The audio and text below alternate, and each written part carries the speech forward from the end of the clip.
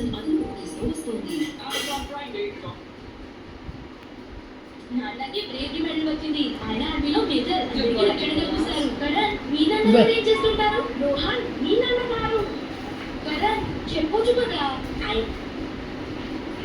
వాడేసుకున్నాడు. వీటికి లేదు, మీరే విధంగా చేసుకోవడం చెప్పారు. అందుకని మేము పోలీస్ స్టేషన్కి రావాల్సి వచ్చింది. ఇక్కడ మార్బుల్ షాప్ ఉందని చెప్తే ఆ మార్బుల్ షాప్ మీద కూడా మీకు లోన్ ఇస్తాను తీసుకున్నాను నాకు ప్రెషర్ చేశారు. నాకు అవసరం లేదు సార్, లోన్ 2 రోజులు సరిపోతాయని చెప్పాను. అయితే మీకు అవసరం లేకుంటే నేను లోన్ తీసుకుంటాను. మీకు బ్యాంక్ మేనేజర్ మా వైఫ్ కోసం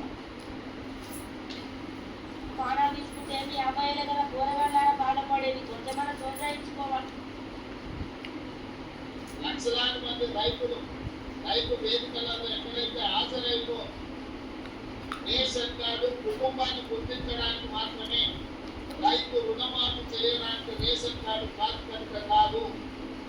రైతు రుణమాఫీ చేయడానికి ప్రాతిపదిక మీకు భూమి ఉండాలి, భూమికి పాస్బుక్ ఉండాలి. పాస్బుక్ బ్యాంకులో పెట్టి మీరు రుణం తెచ్చుకుంటే ఏదైనా సాంకేతిక లోపం వస్తే మీ సంబంధిత బ్యాంకు అధికారి దగ్గరికి వెళ్ళడానికి వాళ్ళు సంపూర్ణంగా సహకరిస్తారు. ఈ రోజు అధికారులు కూడా ఈ సమావేశంలో ఉన్నారు. వాళ్ళందరూ కూడా మేము విజ్ఞప్తి చేస్తున్నాము.